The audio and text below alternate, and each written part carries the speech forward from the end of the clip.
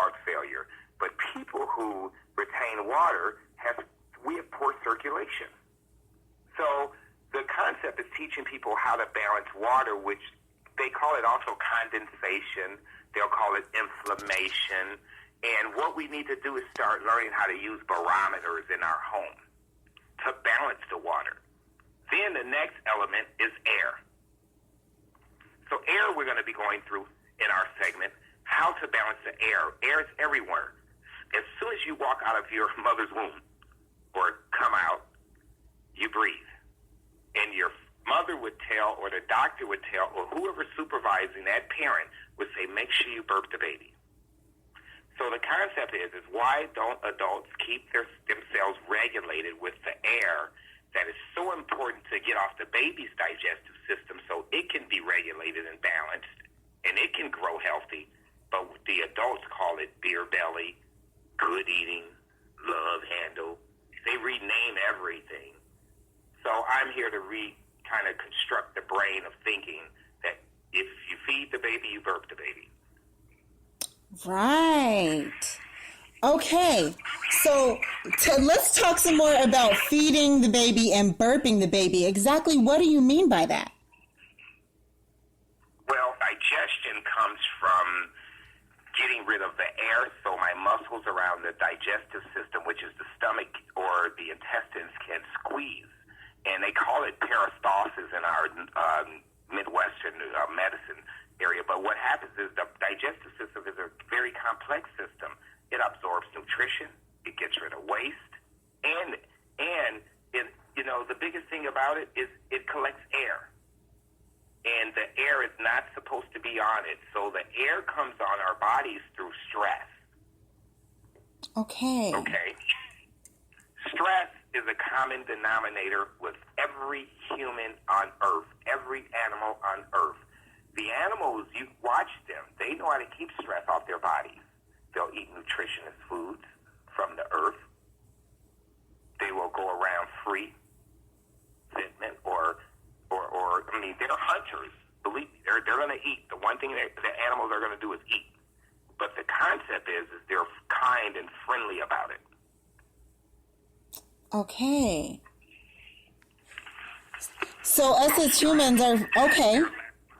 Eating, which is number one, with being conscious of how you mentally think and how you mentally take in your companion or other people that you put into your heart, it makes you sick to your stomach, which makes you bloat.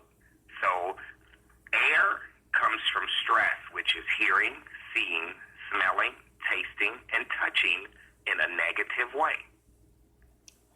So anytime as a human you live your life on earth negatively, you're going to get sick to your stomach. Absolutely. So the stomach is the core of our body. When the stomach, a heart can't get nutrition. So if the heart can't get nutrition, it gets constipation. Constipation makes inflammation, which makes poor circulation. Get it? Wow. All I got to say is wow. Wow. So constipation, it hurts because literally our body is trying to tell us that it's not functioning. Well, it's not absorbing nutrition. Absolutely. Well, you can't bring in new until you get rid of the old. Yes. Wow. Wow. Wow. I go all over the world teaching how gorillas and monkeys go around all day long burping and defecating because they're survivors. Humans are etiquette. They're etiquette bound, but they're survivors at first beginning of life. Ooh, make sure you feed my baby, then burp. Why don't you do it when you're an adult? Right. See, the practice of African American people, we were brought to America under stress. Stress makes us sick to our stomach, and now every human on earth is under stress. We were the first people who bloated. African American people bloated almost 20 years ago, and they called us lazy. 20 years later, we don't get called lazy anymore because everyone has bloated. Wow. The concept of stress, high blood pressure, diabetes, fibroids, tumors, hernias, they're all nutritional stress-related illness. That simply means in layman terms that you're not absorbing new food because you're not getting rid of your old food. The grandmothers, I'm not going to say grandmothers because the grandmothers, I'm talking about they're 45. I'm talking about the 60 and 70-year-old grandmothers. Back in the day, they used to give us cod liver oil, right? oil, milk and magnesia, egg slacks, 3/6 cinnamon, mullein tea, catnip tea, as visiting Father John. The concept was to keep your babies regulated until the day they die. Right. Now, we changed everything, and when I say we, my age is, I'm 53. My generation grew up with, oh, that's nasty. We're not going to give it to our kids. So my son, who's 32 now, he didn't get anything. So I'm, like kind of trying to backtrack to tell him, hey, I screwed up. I should have been cleaning you out. I should have been regulating you. You have a dark neck, a dark eyes. You have this two-tone looking face, and your skin is cracking. And they say black don't crack. And here I am with this non-discolorated face, and I got energy, and I'm an older gentleman, and you're a younger man getting more disease than I am. So they're opening these dialysis clinics for you. Wow. And I tell them the reason they're opening these dialysis clinics in our neighborhoods is because they're betting on you not doing what your great-grandmother told you to do. You're not going to clean yourself out, so we're going to have a machine to filter your blood when you get toxic. Wow. No problem. They could do it. I mean, they're making big money. I think I'm going to invest into a dialysis clinic soon. And get those people healed the right way, huh? That was my joke. That Yeah. was my punchline. I got it, but don't. So I want to jump back into the dark circles around the eyes, because I know as women, a lot of us want to cover up our problems with makeup. Hey now, yes, ladies, I said it. Still love me at the end of today, okay? But a lot of us want to cover up the makeup, cover up our issues with makeup, instead of getting to the whole topic of our show today, which is the root of it. The root cause, the root chakra is all about getting to the root cause of what's going on in our life. So these dark circles, what is it really? The root cause of being dark-eyed, you will see not only the darkness underneath the eyes, you will see them tracing around the joints, around the body itself. If you have dark eyes, look around the nose. The tip of the nose will be dark. The tip of the mouth will be dark. And underneath the lip, bottom lip will be dark. The neck will be dark. The elbows, the knee pads, the genital areas. So those are called joints. When you start seeing people with dark eyes, they have dark joints in general. That simply means, as your grandmother would say again, clean yourself out, because otherwise it's going to come out through your pores. Right. Yeah, and that's the darkness that she was. Okay, so once we start putting the things that we need to have inside of our body, then we can naturally get rid of the dark circles and the darker patches on our skin? Well, I wish it was that easy. We have vegetarians that still have that same problem. We have people who eat nutritious meals who have that same problem. Air is the culprit. I am teaching people that air and water will come out through your body. The water will come out through the joints, and the air comes out through the joints. If you're not burping, you could eat any kind of meal you want, but if you don't burp that baby, that air will come out through the joints. So the darkness that you see is the buildup of air that's coming out through the joints, and the buildup of inflammation that's coming out through the joints, okay? Oh, wow. So that means we need to breathe. Wow. You need to burp. And breathe and burp, right? Burp, burp, burp, burp. Let the air out. So we're breathing and we're holding it in, but not letting it out. Right. See, you can breathe all you want, but if you don't burp, then you're going to be bloated. If you're bloated, then that's called colic. Colic simply means that the baby is sick. Don't describe the baby's bloated and sick, but the adults is beer belly, good eating, and love handle. That's bias. Right. Yeah. And this is such an interesting topic. What's good for the geese is good for the gander, right? Right. feeding the love handle, but you'll say the baby's bloated with colic. What's the difference?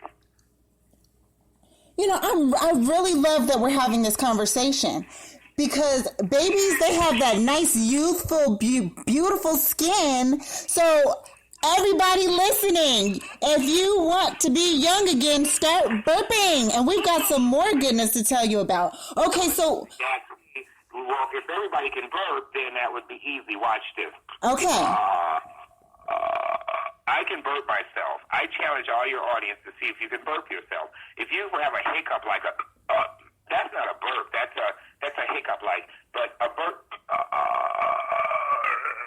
that's what you hear when you take the stopper out of your sink and you hear the sink draining. If you hear that gurgle in your sink, then you know that you have a good drain. If you don't hear the gurgle in your sink, then you better go get your husband and get the plunger to start working on that thing, okay? Okay, right. Okay, and we can take that in so many levels, but we're going to keep it here. We're going to keep it here. So, so the burping, you know what? I always thought that if we burp, it should be a natural burp. So we need to be forcing ourselves to burp. Is that correct? No, burping is not a natural learned behavior. The mother teaches the baby how to burp. Oh. The gorillas, and that's why I tell people, I says, if you don't understand what I'm saying through my seminar, what you want to do is go take yourself to the zoo and watch the gorillas and the monkeys and see how they teach every member of the family to make sure they burp so they can have a good bowel movement. These gorillas are big side to side, but they're not big in stomach, bloated. They beat their chest to show how hollow they are, okay? They don't carry their stomachs. I never got the doctor when you go in there and he taps your stomach left over on the left side. He tapped the stomach on the right side. And he goes, He's checking for air, but he never tells you to burp. That's the problem that I have with him. Wow. Okay, so we're talking about passing air. This also means passing gas from our rear, correct, as well, then? Well, it's gonna go hand in hand, but the problem is people think once they pass the gas to the rear, then that's it. But that's the lower digestive system. The upper digestive system is what's controlling the sphincter and what is everybody's hollering acid reflux, which the upper digestive is housing the air, which is allowing the sphincter to open up so the food can come back up and bother the esophagus. So what happens is they're being irritated, calling it acid reflux. Let me tell you this. Once the stomach is bloated, the digestive system will house, it's kind of like air coming into your room where you are now, pushing you against the wall, holding you there, and all the pressure is pushing you against the walls. So now you're stuck against the walls, and when you put more people into that room, they're going to be stuck against you. But against the walls is where the heart gets its nutrition.